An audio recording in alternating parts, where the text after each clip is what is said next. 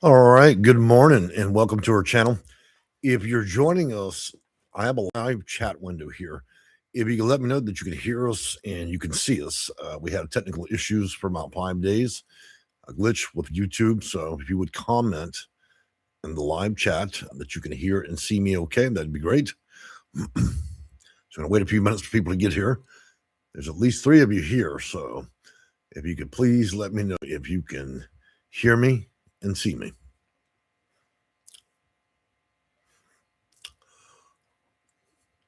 Joffrey, could you let me know if you can hear me? Thanks for the word cats. All right, guys, come on, speak up for me. All right, good. So we can go on with the video. Thank you so much. Took a minute for you guys. Good morning to everybody. Happy holidays. I'm so glad to be back. I've got to be honest. Not making a video for 5 days was, well, I realized how much I missed you guys, and you know how that goes. So, all right. So, with news, we've got some pretty important issues at hand right now, and I don't think the national news has really picked up on this much. And so, well, then I mentioned I got invited to a California group that is doing a speaker event out in LA or Los Angeles for those of you that are low income or in Section 8 housing, and probably not going to go to that because they charge a lot of money, you know, to be there. And there's going to be a speaker panel. I was probably going to be on that, but you know, between costs, flights, you know, $500 for the event. Usually I get paid to do that. In this circumstance, they just want me to spend a wonderful amount of money explaining to the people of Los Angeles why they don't have any money. Okay. We can learn that in this channel. So, but anyways, moving on. So what we're seeing right now, to be very clear, is a catastrophic failure of housing payments for Section 8 vouchers, project-based housing, and otherwise. And I'm not talking about the many videos I've already made about funding cuts for 2026. We're talking about December. So let's sample a bit of the market and kind of see where things are at. Remember, I told you through the government shutdown, we were in that, 43 days. And I usually always called it being on Noah's Ark, 40 days and 40 nights.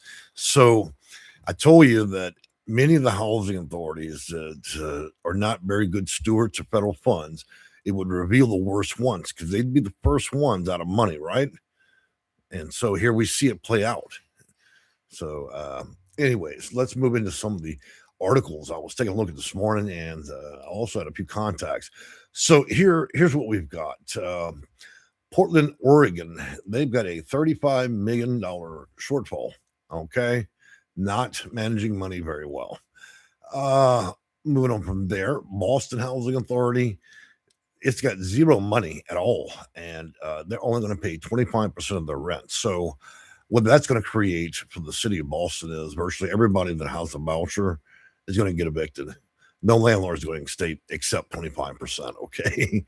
I don't see that going on. And housing authorities are not going to be able to recover. So, under normal circumstances, when you're funded properly for the next year, you could hash it out, you know, for December, you know, rob Peter to pay Paul. But the city of Boston, since they have no money, no reserve, then what happens is as we move into January, the funding gets chopped in half. So what we're seeing is December is becoming the playground for evicting everybody. We're expecting over half the people across America that are in Section 8 programs to get evicted next year. And I don't mean just evictions, just kicked out. HUD's even making it permissible at this point. I was reading an article where they give 3 tiers of options for housing authorities: cut down, cut back, and then get authorization to kick everybody out. Okay. And where they're suggesting line number 2 is that everybody that's in project based housing, that should be the first, that's the second tier of clearing out everybody. So we could see extremely high numbers being kicked out and evicted from project based housing because that was considered as a second tier. Third tier and last option is just getting approval by HUD and then issuing notices to vacate. And we're talking about in many states, 3 days notice to vacate. Not every place in the country is 30 days. Now, I understand that under federal rules, they do require a 30-day notice, but it really does depend on the state that you're in. If you don't, and let me tell you, there is one magical state in the U.S. In Arkansas, if you don't pay your rent, you go to jail. Okay, it's a misdemeanor to not pay rent. So God help anybody in the state of Arkansas. I've got land out there. People out there kind of unusual, anyways. But criminal law is not paying rent is a bigger problem for that state. So moving on from there, Boston cannot pay any of the rents, and they're only offering 25% for December. And then after that, they're going to have to evict half the people, anyways. Los Angeles, uh, they're looking at 60%, only 60%. 60% of the people out there will not receive any money at all for rent, and thus eviction for December. Um, Looking on here, Fresno and Madera in California, they have no money. Uh, Looking further at my list, let's see. Looks like just about every county in California is being affected by no money or shortfalls. So we're expecting an astronomical number throughout the state of California. Uh, New York and NYCHA's rung in. They've got no money. What little they've got, really, they're barely spending it. And so we're expecting a tidal wave. It does seem like a lot of the states that may potentially politically be Democratic seem to be heavily affected by this, and I don't understand why. Maybe it's because of the way the news lines things up. But let me put it to you this way: don't be fooled by that. This is something that affects everybody. These news agencies, the reason the big ones are in the news is because, well, that's what happens when you have a large housing authority, NYCHA, LAISHA, and the rest. But it's not just them. It's virtually every housing authority in America right now. And many of them do not have any funds whatsoever for December. And what little money they're getting from HUD at this point would only be 25%. So if you were receiving $1,000 in rent from your housing authority, whether project based or through voucher, the landlord's only going to direct deposit about a quarter of that. And then there's no other money after that. They're not going to guarantee, oh, by the way, we'll get back with you with the rest of the money. That's the offer, 25% of the rent. So what we're seeing now is a catastrophic failure of both Section 8 housing and the voucher system. And we're seeing it in December, as I suspected. Everybody was talking, oh, we're okay now. November, we've cleared the crisis in Congress. The shutdown is over with. Well, that was November. Now we're in December, and approximately on the 6th day of December, what we're facing is thousands and tens of thousands of people having no rent and being evicted right before Santa Claus. For those that believe, the holidays, Christmas, Jesus's birth, if you will, and so this creates a big problem. And I can tell you, if the big ones are falling like dominoes, like Los Angeles, New York, and Boston, then your small ones are in trouble. The reason they're not reporting on those right now, well, they're not a big interest in national news. So, this is not, and just to be clear, guys, I'm not trying to stoke any fear. It should be a natural reaction to a combination of bad decisions, about housing and vouchers and low income housing. I think that the administration, Congress, and the House have too aggressively dealt with this, and it's creating an artificial problem right now. And so we're going to see things that we've never seen before in this nation, like a lot of homelessness and a lot of evictions. And housing authorities are having to make tough decisions. Housing authorities barely made a profit as it is. That's why they never answer the phone or barely have educated employees. And now you're dealing with a circumstance where on January 1st, they're going to get roughly half the funding they used to, have to kick 60 to 70% of the people out, or even the issue of voucher is practically worthless. What kind of voucher on a market? So we already have hyperinflation, high rents, right? So say you go out there and you're looking at a voucher, the housing authorities told the landlord, well, we realize your house is worth $2,500 a month. Here's the shitty offer we're going to make. We're going to give you $1,800 a month. But starting January 1st, because of cuts, 50% or greater, we're only going to give you $1,000 in rent for your house. So everybody's gone, and so it creates a bigger problem, doesn't it? Now, not necessarily every part of the nation. There are other housing authorities that are going to last a few months because they were great. They were good stewards of money. But the cold reality of it is we're fixing to see some pretty profound issues. And I really was thinking this would be an issue for January, but as I can see it now, many of the housing authorities after the government shutdown, that was a tipping point. We're now past that in December. And so we don't really need to wait for January for the fireworks. It's already here. You start handing landlords a quarter of the rent, there's only one reaction you're going to get. Um, for those that are landlords, it's probably not a great time to be in business. You need to wait for the dust to settle because there's not a lot in terms of funding left.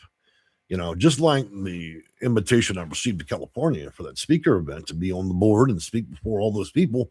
Well, what's there to talk about? We can sit there and smack our lips all day and sound great, but what's really to talk about when housing authorities have no funds at all?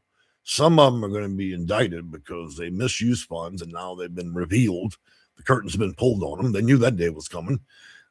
When HUD's recommending as a option that we kick everybody out of project base, basically over half, and then we cut, and again, that's one system. Then look at Continuum of Care.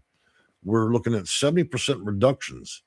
These things are so wide-reaching that even the most protected classes are now going to be probably kicked out. They're even in discussions as to whether or not veterans and domestic violence victims will remain with funding for next year. And so we're waiting for that to see played out because funding is all pulled together for those things. And yes, those that are veterans and domestic violence victims under continuing of care programs will be last considered. They will still be considered in terms of being put out under COC programs. So 60 to 70% per COC, 60 to 80% on housing choice vouchers. Housing authorities legally, starting January, can only operate at half of what they used to be. And frankly, if the housing authority is for profit, which most are, they're not owned by the city, then there's not much incentive for them to continue to run that. You see my point? If you think it was bad now, that when you rung the doorbell and nobody ever came, you called but nobody returned your call, you emailed and it took a month. Well, imagine taking that and then multiply it by 90 because the housing authority can no longer afford to keep anybody in the building. It means that the janitor, the lady that cleans the toilet, is also going to be your caseworker, your director, and the person that owns the building. Do you think that's going to play out well? They're not going to be able to afford anybody. They're literally going to have to source this out, I guess, to India. States are looking at how they can do it, but how do you tell your tax base, by the way, the feds aren't going to pay, so we're considering trying to pick up part of the bill here. Would you please, every time you go and purchase something in the store, donate $1 to Section 8 houses? See how well that goes over. Nobody will get re-fucking elected if they bring that up, right? And so advocacy is going to be an issue, and so there isn't a lot of easy answers to this, I know one thing, speaker events ain't going to fix it because even they're begging for money. Really, honestly, what are we going to talk about at that speaker event? How are we going to sell smart? Because all of us are housed, right? Everybody there that can afford $500 to show up, right, already has money in housing. So what exactly do these people think they know? Many of them aren't like me. I'm average income. Many of the people showing up there are probably well-to-do. And so it's easy to sit around and sip a little champagne and shoot the shit for 500, right? Talk about shit that you may not even really understand, and a lot of that will probably be nonprofits there. So I'm not trying to beat that up. I'm just saying that I think the facts are pretty clear. I don't see how discussing it further is going to absolve the problem. California faces a serious issue. We're expecting upwards of 1 million people to hit the streets starting in January. Okay, so we're gonna take Skid Row. We're gonna put it on the actual freeway, and we're gonna run Skid Row about 60 miles. Okay, and then what? Because many of the nonprofits that receive federal funds, they're being drip fed at this point. In other words, by the way, most of those nonprofits that were already being put on a budget, let me tell you something. HUD's now reconsidering that, and they're reversing grants. In other words, these housing institutions that handle PSH, RRH, and emergency housing vouchers, besides a big cut, they're, as of today, reversing many of the grants. So millions of dollars are being clawed back on that. So if you're a nonprofit, was making money on a business model, hiring a bunch of caseworkers and administrating continuum of care programs, you may find yourself insolvent by the end of December. Okay, you may find yourself going out of business because if HUD reverses those grants and rolls under these new rules, then there isn't any chance for this to prevail whatsoever for January. So cuts on top of cuts, landlords receiving 25% of the rent. That's a really tough way to handle things, because I don't think any landlord's going to go with that plan. It proves sufficiently you no longer have the capability to be trusted as the government, and that we're playing with the landlord. Essentially, we're playing games with landlords. The victims become the tenants become the victims, and so it creates a situation. If we expect landlords to keep lending their homes and properties to those that are low income, then we cannot betray that public trust. And so that's what we're doing. We're violating that as fast as we can. All right, so moving on to comments here, guys. A lot of short comments today. I figured y'all have a lot more to say than just hello. All right, Joffrey Katz, well, thank you. Yes, I can hear you. Paige Walker, I can hear you. Thank you. Emster, good morning. I can hear you. Thank you. Rob, hi, Jay. Good morning. Stephanie, good morning. Princess, good morning. Winland, good morning, everyone. Marie, good morning to you. Brown Clappies. Margie Harris, good morning, Jay. Good morning to you. Brainjoy01, there are these people going. Are they going to have a clause for disabled? Well, since most federal funds are pooled into a big round of cash, if disability, being a senior, being a veteran, being a domestic violence victim is in a pool, and that pool gets defunded, then it isn't going to matter. And right now, there are protected classes. Here's where I think everybody's getting confused. I've made a lot of videos about this subject matter, and we discuss the different angles to different programs. So let's make a few distinctions so we all understand how this works. When HUD issues the federal funds, it may go down to states. States allocate that to your local housing authority. Your local housing authority in your county, those housing authorities under grants allow you to have the ability to be funded under voucher, project-based housing, and so on, or whether that be the case or not. So now that we know where the money is going, there are two programs that are being funded essentially in a pool. That's Continuum of Care and the Housing Choice Vouchers, basically. Under the voucher system and housing authorities, there are a few people that will get a reprieve. In other words, you're last to be considered for eviction. And that would be those that are seniors and those that are disabled for Housing Choice Voucher, Section 811 program, Section 202, domestic violence, okay? Now, when you move into Continuum of Care side, you have no impunity there. It's if they're cutting, then if you're the person they decide out of that group to cut, then you're cut, okay? So, and rules do change rapidly. I had somebody tell me the other day, said, "Hey, Jay, well, why are you saying one thing one day and then 3 days later it becomes something different?" Because things are moving that fast. Okay, I don't make the decisions of the president, Congress, or the House. They make those decisions. They don't ever ask for my permission. So while the facts may be straight on Wednesday, they can become convoluted by Friday. As I remind many people, I haven't changed my tune at all. It's just that Congress does what it will. Just like we just got informed today, what's happening for December. We're 6 days in, and over half the housing authorities in America have no money at all. And so then they're going to go roll into January, where it's half as much funding on nothing. No money into a month with half the money equals negative 50%, right? So real easy deductive math there. It doesn't allow the PHAs to actually recover, which means catastrophic failure. When you no longer meet or serve the purpose you were designed for, that's called catastrophic failure. If anybody wants to look that up, okay? I'm throwing out all the big words today. I want to sound smart in my nice Western jacket. All right, so let's see. Brian Joy 1, Joffrey, fact check. Kitty, all right. That's the Democrats' fault. Okay, well, thanks for chiming in. How about Texas? There's no exclusions here. Texas is on the shit list. Brain Joy, how is it legal to underfund them this much if they can't run? Well, because HUD is a federal agency and they're the ones that write the rules. That's how.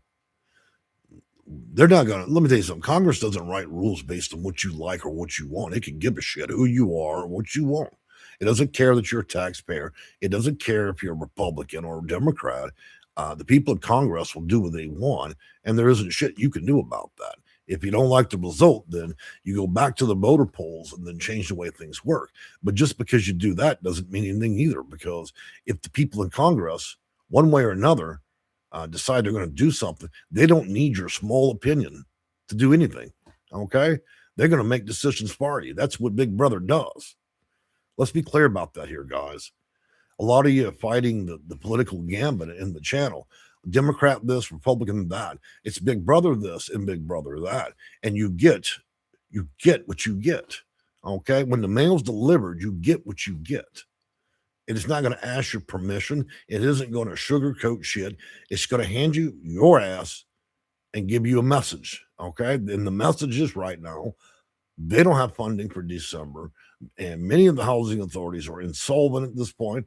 And when we get to December, there'll be less funding. Okay. We can fact check the shit out of that. But as nobody's got the material power to change that other than Congress. I mean, and also don't misconstrue my comment or intensity. I'm not upset with that person. I'm just explaining. It's, we all face the same thing. Even I, as a Section 8 consultant, face the same issue, is trying to figure out the answers for some of this. Moving on there.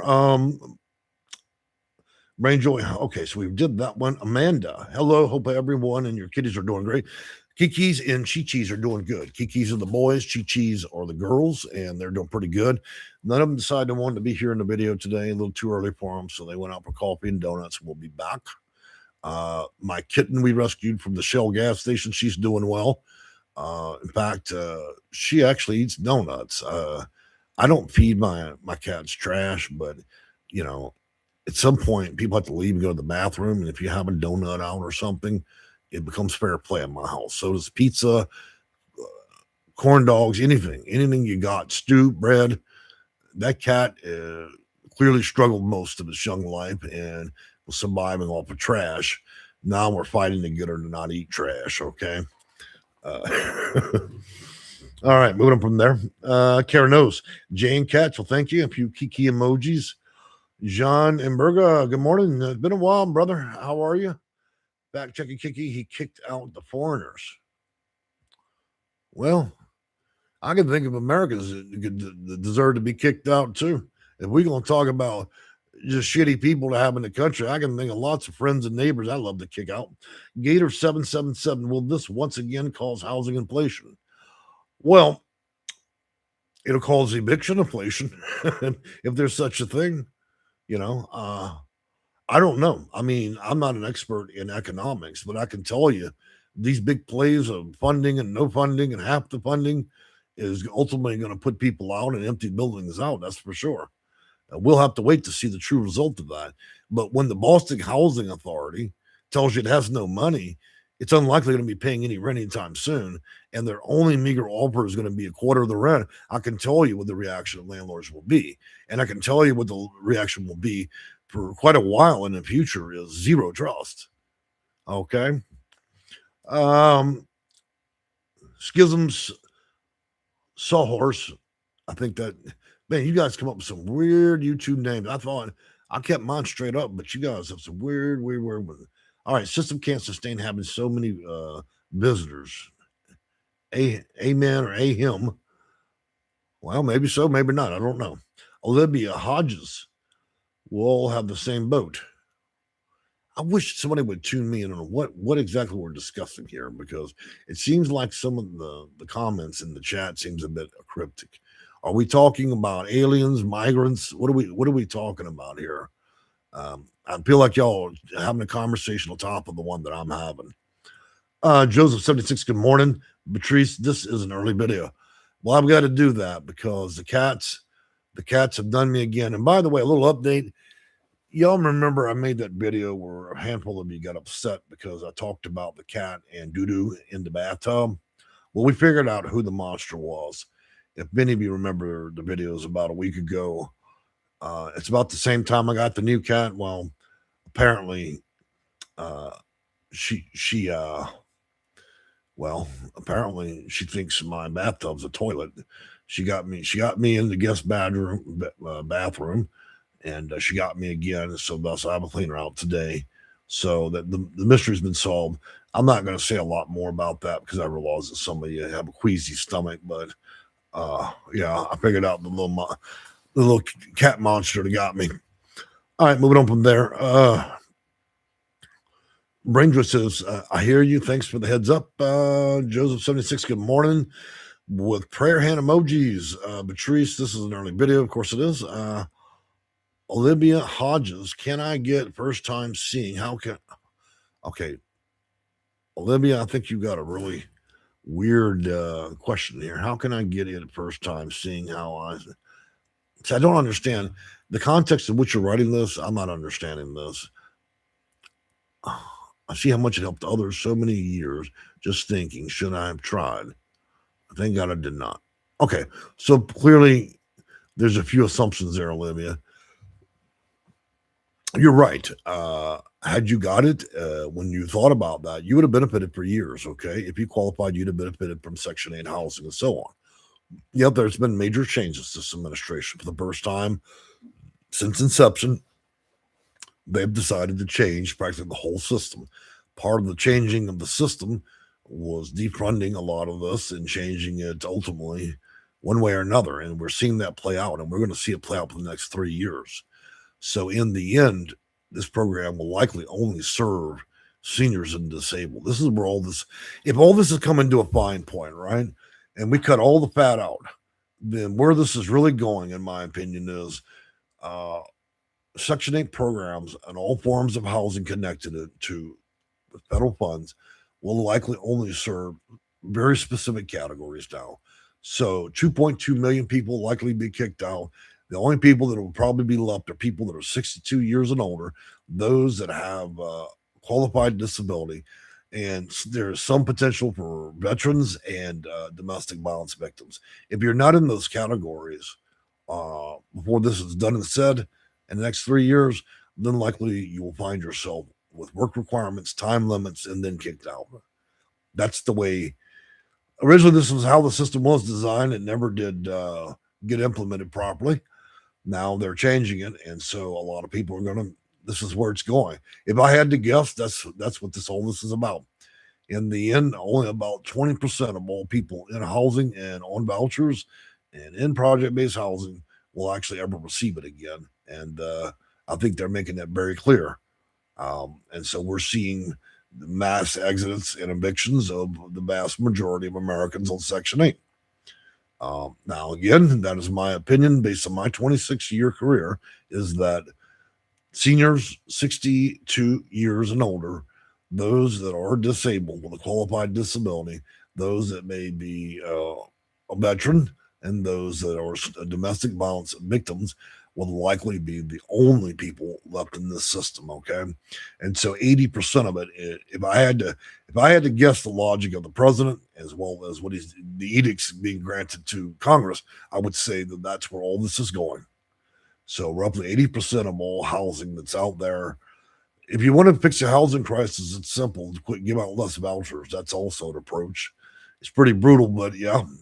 So in the end, I'm afraid that's probably what all this leading up to. It's unfortunate that we can't get in a public platform and just say, hey, this is what we're going to do. Nobody's going to like it, but we're going to kill 80% of all the vouchers in housing. We're probably going to make most housing authorities insolvent. We're going to bankrupt most nonprofits that deal in housing. And in the end, the only people left will be that have a voucher will be seniors, disabled, veterans that are disabled, and domestic violence victims. And domestic violence victims are not exclusionary. In other words, they could see fit to only do that.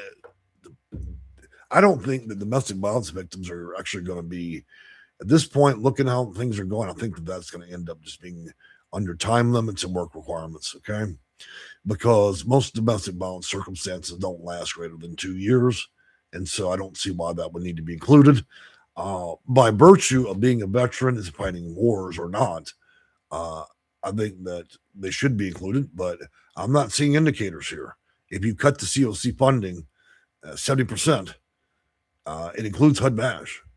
And so I'm wondering how that's going to play out. And I know there's been a high amount of advocacy by President Trump for veterans, but it doesn't necessarily mean that he likes HUD MASH.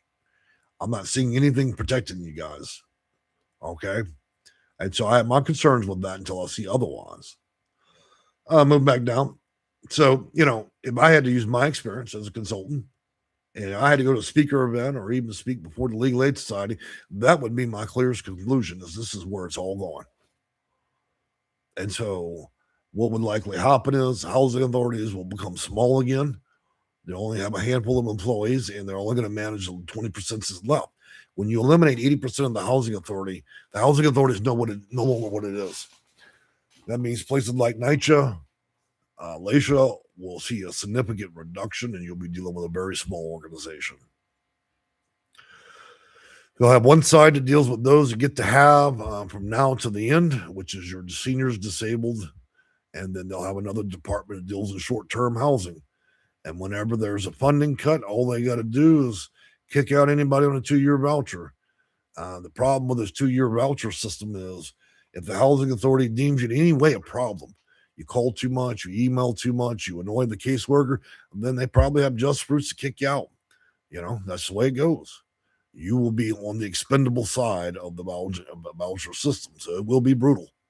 Besides that, you're not even guaranteed 2 years. If you can survive dealing with the housing authority 2 years and all their edicts, then you may use that one time in your lifetime, and that'd be the end of it. I've not seen any language saying that you can repeatedly sign up for 2-year vouchers, okay, with work requirements and time limits. I've not seen that. So it appears it would be a once in a lifetime event unless otherwise changed. Now, of course, other changes can happen with new presidents, but there's not many presidents, whether Democratic or Republican, that are going to take office and then tell the American people, thank you for voting me in. Now I'd like to reinvigorate Section 8, burn a lot of tax dollars, because that's a great way to not get reelected. So even the Democrats won't touch this and try to fix it. They may offer more funding, but they're not going to rebuild HUD. They're not going to rebuild the system that's been torn down, and they're not going to, you see my point? Not even a Democratic president is going to want to touch this. It's a hot topic, and it's a great way to not get reelected. So the way that it's going now, as we see it, this is the future of how it goes. I was hoping by 2030. Well, it happened for 2025. We're 5 years early. Things are changing rapidly. Moving on from there, Jeff wrote, Tucker, you just answered my question. I do that occasionally. And sometimes you guys think I'm ignoring your comments, but I'm not. First of all, the print's real small. It's hard for me to see. So unless y'all want to see the color of my eyeballs when I go all the way lean in to see it. Oregon Awaken, when will we be evicted? Well, you could reach out to your housing authority and ask them that question, okay? I don't know. Okay, but you can bet if the state of Oregon's all over the news for not having money, it's going to be soon. If you have questions about these things, you reach out to your housing authorities. I'm not going to track. Look, there's 4,200 housing authorities in America. I would have to spend every waking moment of my life trying to keep a database of 4,200 confused and poorly managed housing authorities that don't know what they're doing from one day to the next. Okay, so I don't know when you're going to be evicted. It may come as a surprise. And don't think they won't evict your ass on Christmas Day, okay? We are talking about the housing authority. TT Ann, do you have any information about the housing authority in Chicago, Jay? If I do, I'll be publishing it this week, guys. The big players in the game, the big cities, I'll be publishing this week. So you can count on that. There'll be a slew of video. I've been gone for 5 days because YouTube made a mistake, caused a glitch where I couldn't go live. So there'll be a lot of videos, and we'll get it straight, and I will provide source content. These are not my opinions. These are things that have already come to pass. So there you go. Moonstone Astrology. I like that name. Tarian. Man, you've got it. You lined up your YouTube name like a keyword search. You can be found by a lot of names there. Boston Housing article says it received full funds. No, there's a 30 million shortfall. Okay. Guys, when you look up news articles, make sure you check your timeline on that. Okay. All right. So Schism 32, 36. I'm not talking about the tenants. I'm talking about the politicians. Okay. Oh, well, one of they're going to get evicted. Well, they don't get evicted. Okay. We pay them to be in there, right? We pay for their cigars. We pay for their hotels. We pay for their cocaine, their hookers, and all that. What do you think people in the House of Congress do? They don't live in low income housing. That's for damn sure. Okay. They live on a plantation. They've got people that serve them turkey. Okay. They got everything they need. They don't know anything about this. They just approve whether or not the low class, the low income, get anything. That's what Congress does. We let a bunch of old white folks sit up in there like we've done for 300 years. Okay. They're almost near death, make the fucking decisions for everybody in the country. Anybody getting tired of that shit? I get tired of seeing my grandpa up in fucking Congress. When are we going to do something different here? Do we still need to operate like the pilgrims? When is this country going to change? When are we going to learn our fucking lesson? When we bankrupt ourselves? When are we going to learn our lesson? So clearly, now that the House and Congress is filled with people in their late 90s, right, still struggling to hold the last breath before they fucking expire, are still in there making rules about shit they don't understand. Don't you love that? Here's America for you. We're running a nursing home in Congress and in the Senate. Okay, a bunch of bitter old white bastards in there, and they don't know anything about low income. The last time these people they don't even drive through low income neighborhoods. Okay, they're like gilded gold birds in a cage, and they're making decisions. They're popping champagne. They're smoking cigars. They've got 45 staff members to spoon feed their turkey in their fat ass. And I can tell you the last thing on their mind is whether or not they're going to serve the American people any dollars for low income housing. Okay. You think that's the top of their agenda? They probably make their decisions regarding Section 8 while they're sitting in Congress and in the House. When they go in the bathroom and sit on the toilet, that 3 minutes they're in there is probably when they make their decision about low income individuals. Okay, say I'm wrong. That's how I feel about it. We'd be better off with 30-year-olds running Congress and the House. Seriously, people that actually understand what it means to live in this era, not die in this era. But we keep electing people at the nursing home into old government politics. They go in there and they have fantastic dreams about all kinds of shit. They'll be dead in a month. And guess what? We're still operating this game like Paul's great grandpa from third generation, like the fucking pilgrims from 300 years ago. Nothing's changed at all. Welcome to America. I'm tired of this game. I really am. Sorry for all the profanities. I knew at some point this was going to really grab my ass, but the more I think about it, while we're doing this, I mean, you've got senators they're on walkers. They're barely getting down the fucking aisle, but they wield enough power in there to make billion-dollar decisions. Okay? Now, that old man ain't had a lick of sleep. He's in pain. He's about 3 breaths from dying, but he's going to make a decision based on how well he feels that day as to whether or not anybody gets $1. But we keep electing these old white fuckers in there. And yeah, I'm white. I'm saying that. Okay? That's the way I see it. Does anybody else see it my way? We have no diversity at all. Not that we need any DEI, whatever you call it. That's not about that. But what I'm saying is we're running the shit the same old way. Since we had a horse and buggy, we got the same old seniors in there. They got eyeglasses on top of eyeglasses. Can't fucking see a thing, but they're in there signing away the rights of your Americans. Okay. Woke up in the wrong side of bed, Pawpaw's pissed off. Guess what? He's defunding Section 8. Okay. So, I mean, it seems so hopeless at times with this. But we're gonna spend $2 billion on a bomb. We're scratching for wars again. America's got an itch. Hey, if we're going to do wars, then we really should include the homeless, okay? At least they can earn a living out there. We can send them and put them on the boats to go fight wherever they're going to go, okay? I wish America would modernize its military and would include the American people. A lot of you could use jobs.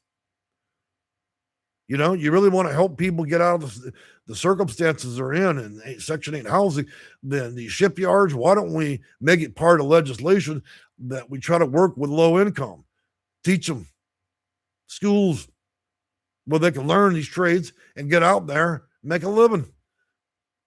Our government could do that. That's an idea, okay? It's a feel good idea. I don't know if it's actual reality or would even work, but that's just what I'm saying, okay? Moving on down, Rob, is called an addiction to power. It is. It certainly is an addiction to power. The fact that everybody that's in there is on geriatrics. The fact that all these people are worth $1 million or more, but somehow feel qualified to make decisions for over half of America.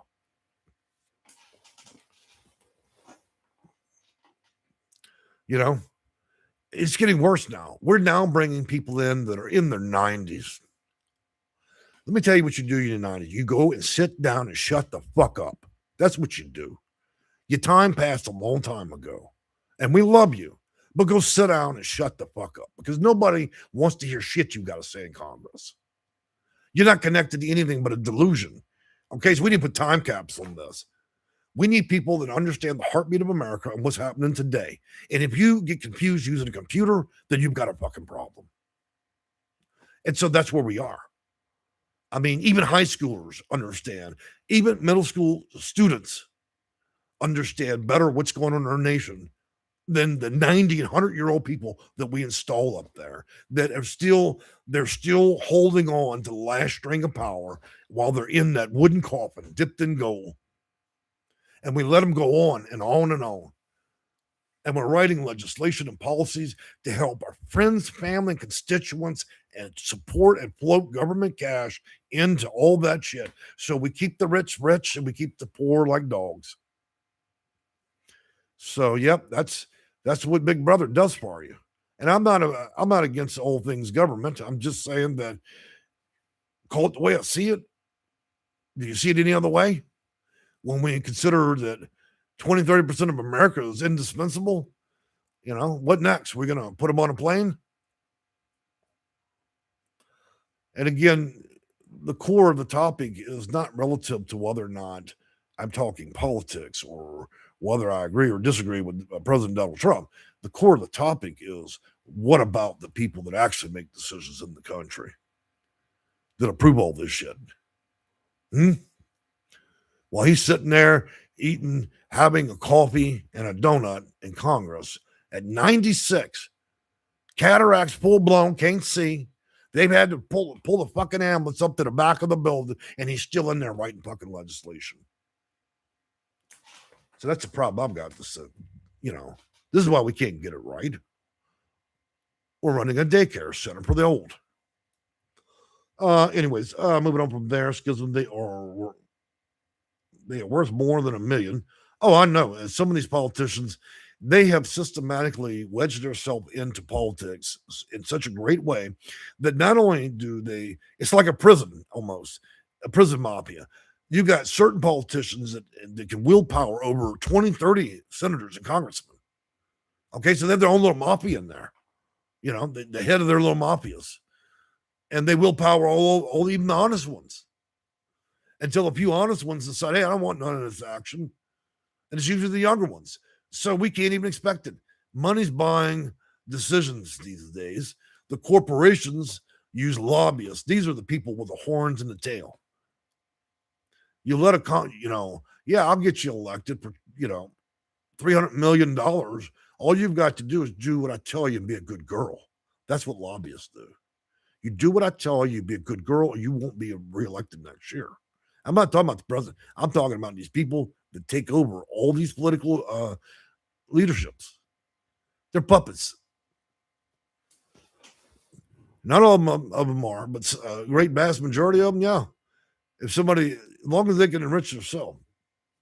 Seasoned greetings, Valerie. I'm sorry. I'm on a real serious tear there. I didn't mean to do that today, but honestly, I don't like having to share this kind of news. When we arrive at a point where we're not even in 2026. We ain't even seen the explosion of shit fixing to happen for January 2026 in less than 30 days. And already the housing authorities are screaming insolvency. We've got no money. We're only offering 25% of the rent. At least 10 of the biggest housing authorities in America right now are trying to explain to their voucher holders why they can't even pay. All right. And then there's no recovery from that, because when you go in December, you can only offer the quarter of the rent to the landlord, and then you get to January, the new year, and then the government's only going to give you half the check. You cannot recover from that. So that is the end of the end. Moving on from there. Let me take a sip of water. I was sitting there preaching, guys. You got me going.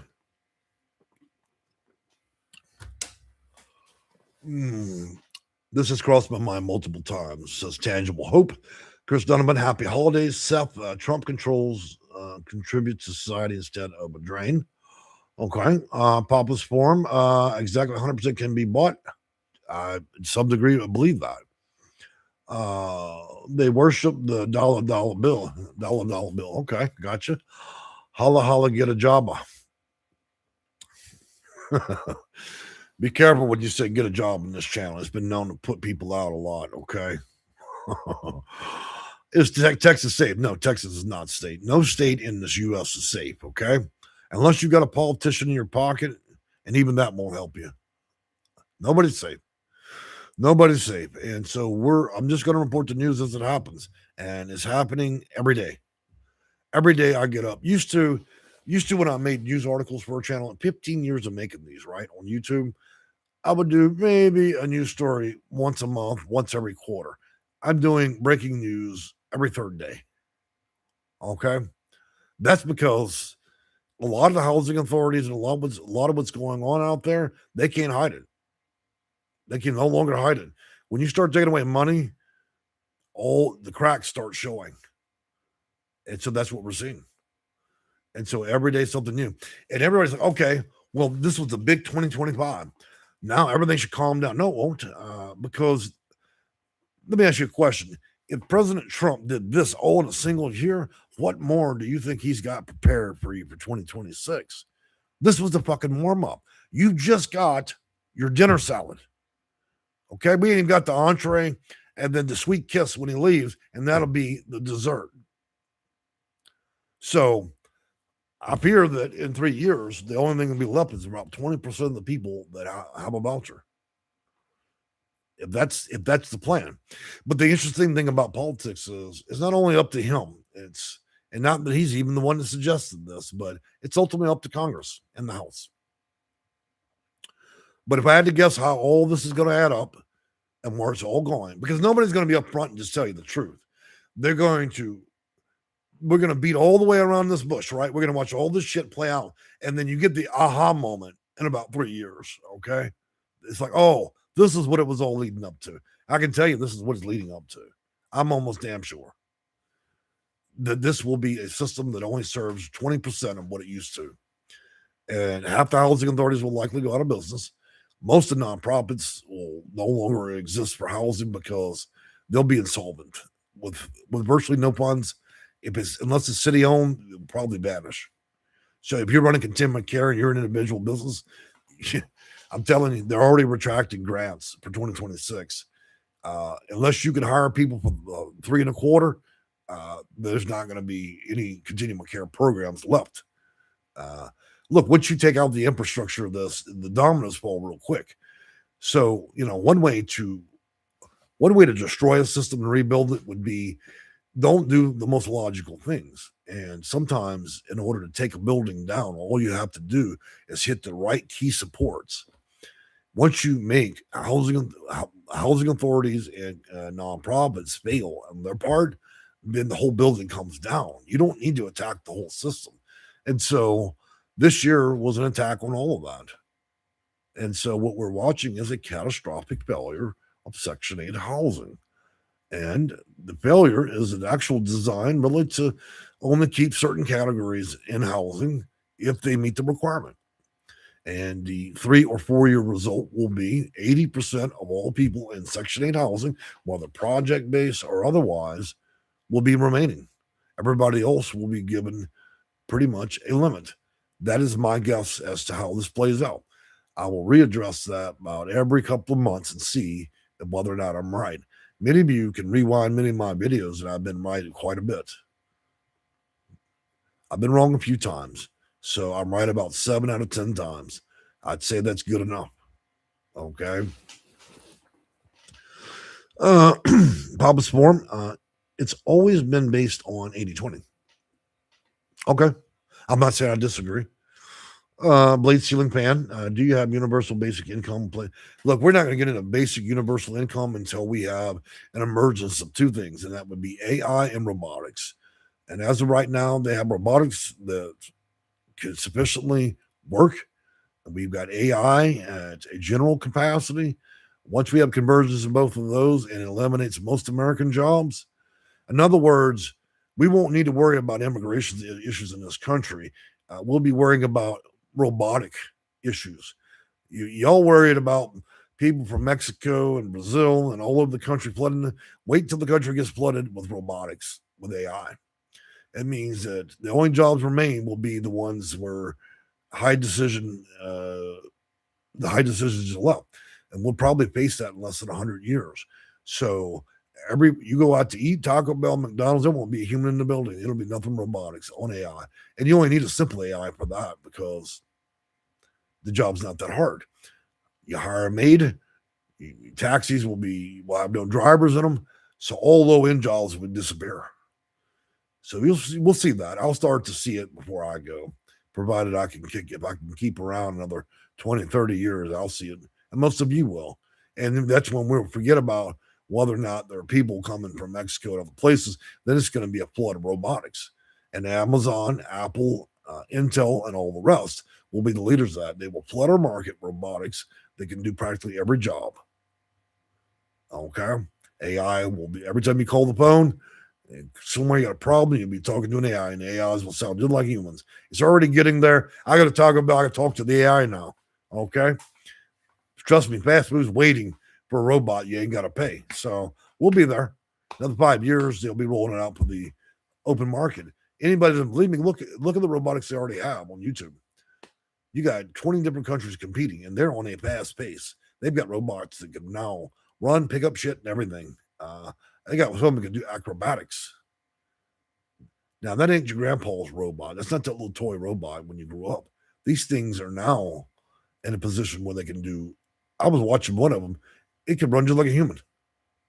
And so it ain't going to take long. Once they solve that, and then they merge AI with robotics, then we're going to be living in a different dystopian future.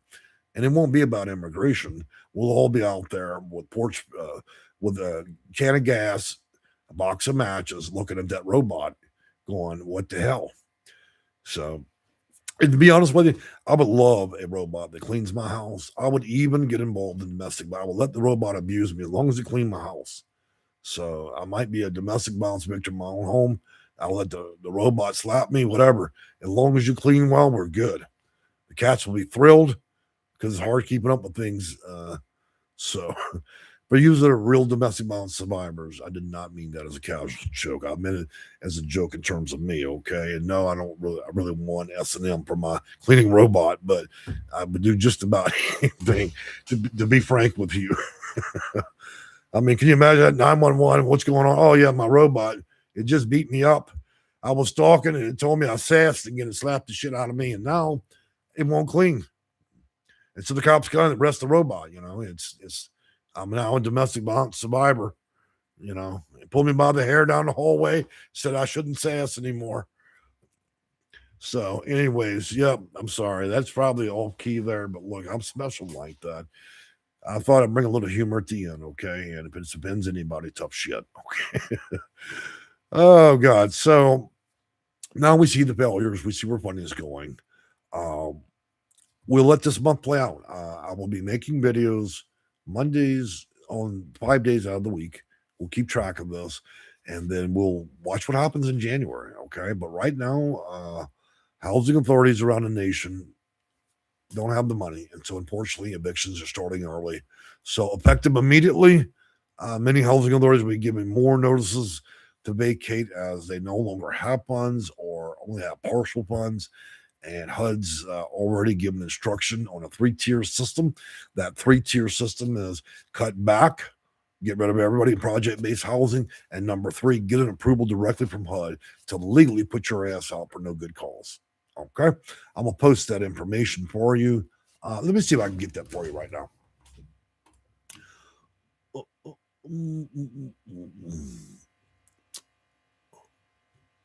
Well, I should have grabbed that information before. Okay, so here's your cost-saving guide. This will come from Nixon Peabody. If you're ready for the link, guys, here's the link. This was the instructions from HUD. It's pretty brutal. Okay. It tells the housing authority what to do with you guys. The HUD is giving the directive. We ain't going to give you any more money. We're giving you way less money. Here's how you get rid of people. It's a good read. Okay. No matter what your politics are, it's a good read because what they're suggesting there is very much the directive by HUD. So let me take a look here. So they're putting you guys in categories, reviewment of payment. So they're going to find ways. Payment standards going down. So reviewing payment standards, evaluating utility allowances or removing them altogether, redoing rent reasonableness, voluntary rent adjustments, placing a freeze on PBB. As I told you, we may end up losing project-based housing altogether over this. You take a look at freezing that, documenting policies and administrative plan. What it means is creating new ways to evict people.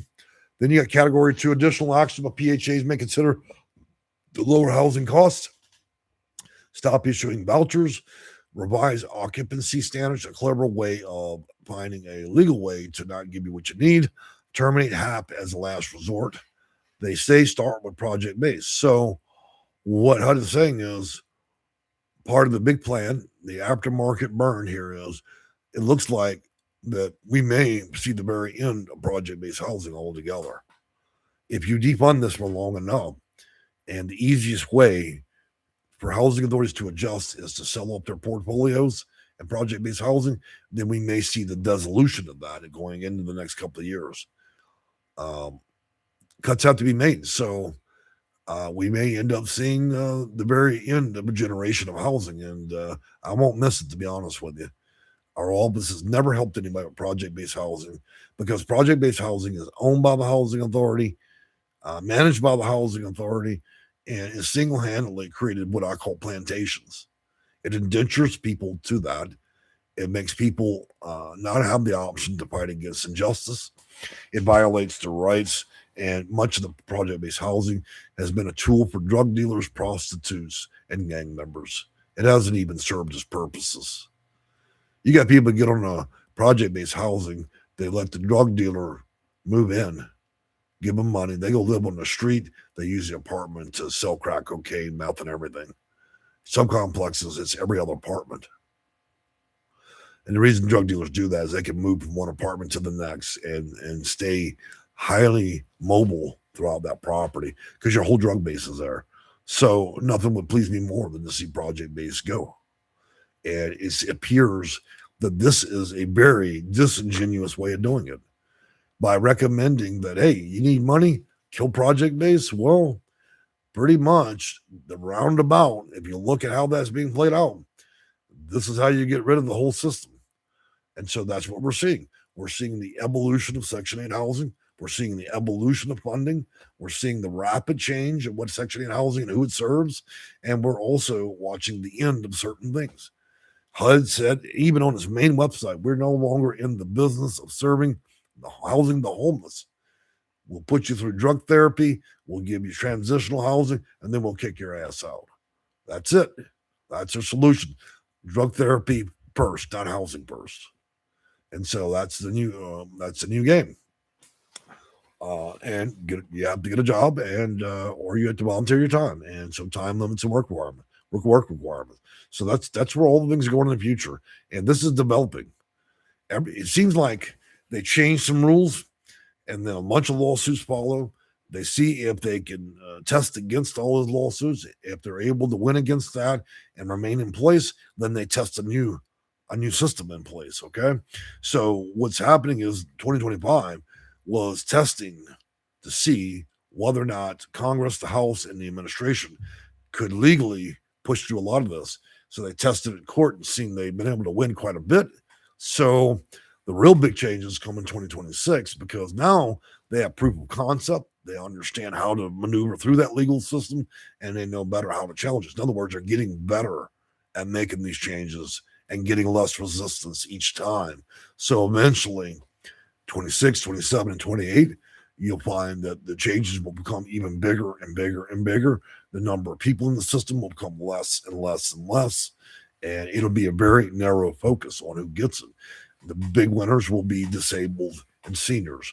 Virtually all others, well, it's yet to be determined, but it doesn't look that good. In the end of this administration, President Trump, I would imagine that there'll only roughly be about 20 to 30% of the original 100% left in the system. So 70% of housing, vouchers, COC will be gone, and only 20 or 30% are actually going to make it to the end of the administration. Then we deal with a new issue, a lot of homelessness. I don't know what to say about that, what's in place or how they plan on doing it. They could reverse courses in several areas and determine that this is too severe of a consequence because we've not seen public outcry yet. This has not been, though they've implemented rules and policies and cuts, this has not been tried in the jury of public opinion either. Okay?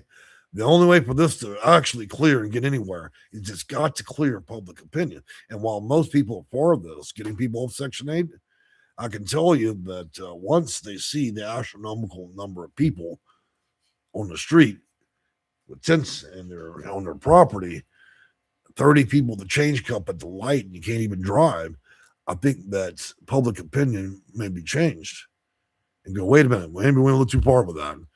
And so we need to see what the court of public opinion thinks of all this after we've seen a good, successful year of it, which would be 2026. So there may be some rescission on this. They back up and go, wait a minute, that's a little too much. We're creating a more expensive problem for every city, and we have not seen yet. And a lot of this at the federal level is the breaking of the will of the state. In other words, you're homeless in Texas, Mississippi, New York, Florida. What are you doing as a state? You want federal dollars? Well, you can apply for them, but we need to see you as a state take on more of your own tax base. Okay? So the government wants states to rely more on what's going on in their state and take a more pragmatic approach. A lot of states are washed their hands of putting anything into it. The government's been helping the homeless, right? But a lot of the states haven't chipped in shit. They've gotten too comfortable with federal dollars. Now we're going to remove that. It's going to force states into start addressing what's actually going on in their states. So we may see an insurgency of homeless camp bans and all kinds of laws that criminalize being homeless, creating further issue. Because if you're not going to put $1 in to help the homeless, then the easiest way to try to dissolve that problem for your state would be to make it illegal. And so I suppose that there'll be free housing in both in mental institutions and the county jail. As horrible as that sounds, but this could go two ways. There could be heavy criminalization of this to try to deal with it, and that never works because you'll fill the jail to the brim. You'll have homeless people on the roof and in the attic. You'll have to have homeless people camping in every copy hour car. You can't do it that way. The jails couldn't even come close to covering all the homeless. We could fill up the entire Houston Police Department and all of its jails with just homeless. So that won't work. In California, that's like 1 million people. Okay, Los Angeles, they'd have to build 11 more jails. So they can't even arrest the homeless quick enough. There's nowhere to do it. You have to put plastic handcuffs on them and throw them in the bush and say, hey, please wait here. You've got 90 days to serve. It's a joke. So even if you criminalize it, where the fuck are you going to put these people if you to arrest them? Okay. And so you put them in jail. Guess who's paying for that jail? The taxpayer. So you can either donate now or you can wait till they get to jail and they'll take your money anyways. You see my point? You lose no matter what. If we're going to use jails and mental institutions, that just means that that's the state picking up the bill. The state means when you clocked out at Popeye's Chicken today, the Chicken Hut or the Burger Hut, you just gave 10%. It wasn't to the church. You gave it to the county jail, the roads, and the homeless. So we're going to have to figure out something better. All right, let me have another sip of water. I'm going to close this out. Been going a little bit too long.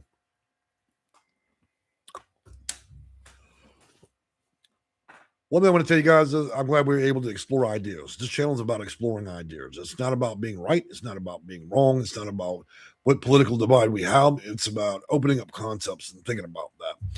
If you come into my channel and you obstruct me, or you decide you want to start assigning blame that you're a judge, then I'll put your ass out, okay? Just be clear about that. This is an open thinking platform where we can come up with our thoughts and report a bit of the news and then share ideas. And what we're not going to do is violate each other. Okay? I don't want to do all that. So I'm going to go ahead and answer last comments and I'm going to head out. Keep skating. Damn those eggs. Damn those houses. FAFO economy. Yep. When Bell worked for years for the DWI program until I fractured my pelvis. Dang. I'm elderly, complex, project-based housing, seniors disabled. So are we going to have senior disabled? No, look, guys, I'm not going to keep repeating the same thing. If I told you that you're a protected class at 62, don't try to re-spin the question, okay? Oh, well, I'm 65, but I'm in the bushes. Does that limit? Oh, but I'm 65, but the moon's going to be green today. Does that make... Stop, guys. Okay? 62. That's it, regardless. Regardless if you have 11 fingers, 2 toes, 1 glass eyeball, and a wooden leg, it is 62. Please don't make me repeat this shit over and over, okay? I cannot stand that. I don't want to be a fucking poll parrot in my own channel. See, I'm just using up profanity, and I'm not upset at you, the person that I answered the question. I just want to be clear for everybody because I hate you guys respin the same damn question over and over. Hillbilly Hermit, I'm waiting. Well, good morning, Hillbilly Hermit. I love that name. I'm waiting until January, February next year to county to see what, if anything, I might qualify for. Qualifying for nothing is lower than median income in the county. Okay, well, I think that you could qualify. Running Woods, plans after the fact, not a plus. I'm not quite sure what that means, but okay. They won't even pay the public defenders enough to keep them working in my state. Well, that's how it goes. Sweet as sugar, rise up. Good morning, everybody. Winnabelle, did you know we are in the beginning of the age of Aquarius? Or you could still be stuck in the 60s. I don't know. Which one do you think it is? Karen knows, thank you for the emojis. Running Woods, AI Nightmare. J Flo, good morning. I'm so happy you are here. The years of service, great job. Thank you. I love this channel. Thank you. Just a minute. Some of y'all love my dirty mouth. I keep it profesh, the first 10 to 30 minutes, and after that, I go on a tirade. Then I talk about a bunch of shit that's not related to anything in the channel. So that's how I go. Skating, yep, they're stuck in the 60s. Good deal. Well, guys, I really enjoyed talking with you. I'm sure we'll have another explosive video coming up. And I always guarantee the first 10 minutes is professional. After that, we could be in the hood or in the trailer park in terms of talk. I like to keep it real OG in the channel because, I don't want to just talk to one category of people. Okay. We need to be able to discuss things in a way where we're addressing all people, no matter where you come from. And so If you don't like profanities or you don't like sharing ideas or concepts, this isn't a channel for you. You got on Bob's and Nancy's fidget spinner channel, and she'll teach you how to bake cakes. Okay. Tomorrow, she'll be a master sergeant with a PhD in Section 8, and she'll give you 5 tips and tricks to get a voucher. Okay. She's not a HUD consultant. She's something all right. But, anyways, I've enjoyed talking with you guys this morning, and we will see you again either tonight or tomorrow.